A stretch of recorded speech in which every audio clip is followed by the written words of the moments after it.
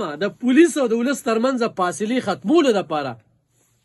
چې څومره طبقې دي، شاعران دي، صحافیان دي، ادیبان دي، علما دي، ترانجنډر دي، عیسایان دي، وینز والا دي،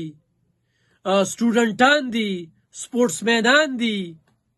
ایجوکیشن محکمه ده، هره طبقه چې کومه ده چې یاره دا وکیلان دي، کومه ورته یم ټولو له چین وکړل، ټول یې راوستل، د ټولو نه یې رایې واغستې چې ضلع به څنګه ټیک کوو، ضلع کې په جرم څنګه قابو بیا مومو. هغوی چې به کوم تجویزونه ورکړل په هغې به کار روانو او ضلع یو ډېره بهترۍ طرف ته روانه وه. او زه وایم خو دلته کې پاتې شو نو همدا صوبایي حکومت،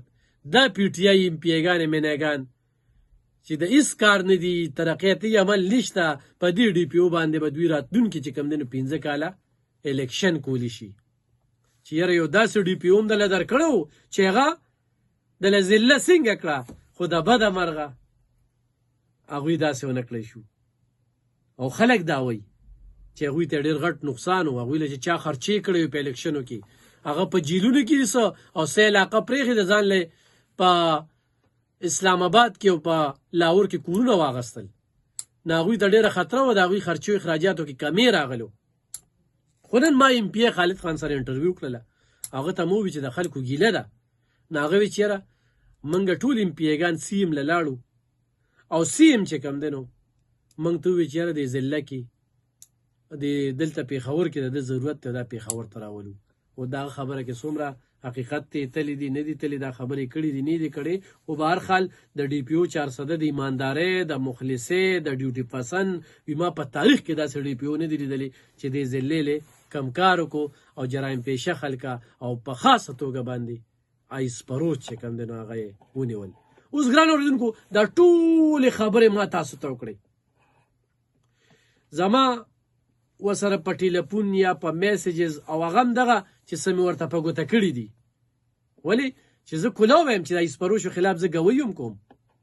قبضه مافیا سودخورو خلاف زه لګیم په جار خبرې کوم او آواز پورته کوم چې د الله نه پټېږي، د انسان نه څه پټوم چې زورور دی یو الله، د انسان بس یو کار بیسي. زه د خپلې عمرزو زما تاڼه ده، زما کور په عمرزو کې راځي، یو یې سیچو دی وي چې الف خان شیرپو د تاڼې ته راغلی دی. نه جایز کار لازم او نه ناجایز کار لازم، ځکه چې تعلق مې ورسره جوړیږي او تعلق د افسر سره نه جوړوم، خو نر افسر زه یم چې په دې سر یې وګرځوم. نو هغه نرانو کې د 24 ساله تاریخ کې چې موږ ذکر کوو نو هغه موږ د عرفان الله خان ذکر کوو، بیا هم چې ذکر کوو د سهیل خالد خان به هم ذکر کوو.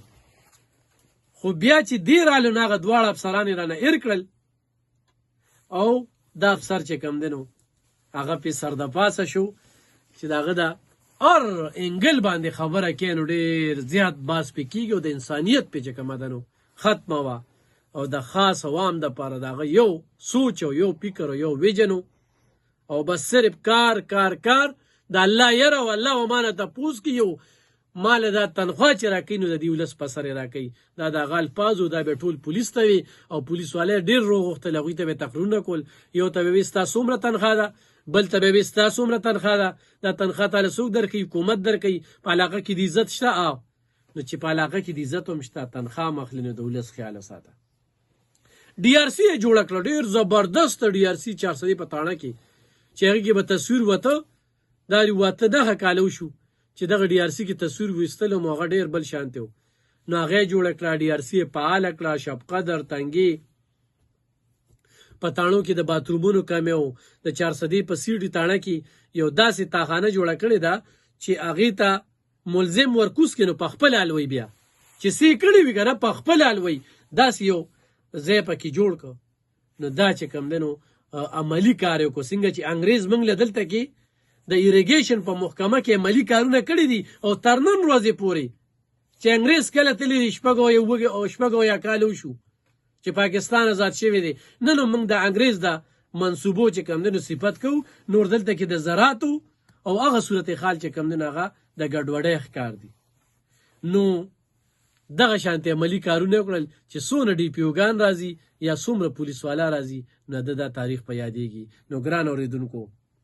د دې ټولو خبرو په تناظر کې خو واقعي تاسو محب 400 په دې خپله 400 باندې خوږېږئ او وایي چې د 400 کې امن وي د سیاست نه بالاتر، نو سبا 2 بجې د 400 چوک ته روزه. سبا 2 بجې د 400 په چوک کې د تاجر اتحاد، ابتیار حسین سراب، حبیب الله ټیلر او د جماعت اسلامي لخوا چې کومه ده، نو یو احتجاجي مظاهره به کیږي او د وزیر اعلی خیبر پښتونخوا نه به دغه غوښتنه کیږي چې دغه ډي پی او 400 په دې 400 کې پاتې شي، چې کم پراجیکټ د نیمګړي دي چې هغه پوره کی بیا یې ترانسفر کړي. نو اوس تاسو پورې منحصره ده چې دا مو وایي چې دا خو زما تعلق خو د دې پارټۍ سره دی، خو جماعت اسلامي والا وي. زما تعلق خو د دې پارټۍ سره دی، دا خو به تاجران راځي پارټۍ ماټۍ پشرقولې پارټۍ یو سیټ ته کېږدي. اجتماعي سوچو کې دې ټیم کې په پته لګي ستاسو د اجتماعي سوچو چې سوال زما د غږ څو ګوري، خو هغه زنانه دي او خو نارینه دي. زما د غږ اوري هغه سوشل اکټیویسټ وي او هغه غواړي چې 400 کې دی یو داسې ډي پی او پاتې شي. ګران اورېدونکو دا ټولې خبرې چې مې وکړې نو ما پې نه چرته د کار مې ورته ویلي دي، نه ورته ویم، نه ویل غواړم، ځکه چې یو سړي کله ښه کار کوي که نه او هغه سره میلاویږي، هغه ته د کار ووایې نو د ځان برته داسې شرمنده ښکاري. خو چې کله اجتماعي سوچ کې که نه نو زما ضلع د امن په حواله ډېره بهتره ته بوتله. خو ګران اورېدونکو دا ایس فروش مخه نیول دا د بل چا کار نو، ځکه چې یو دا ډي پی او موړو د کور نه موړو، ځان سره به پیسې وروړلې،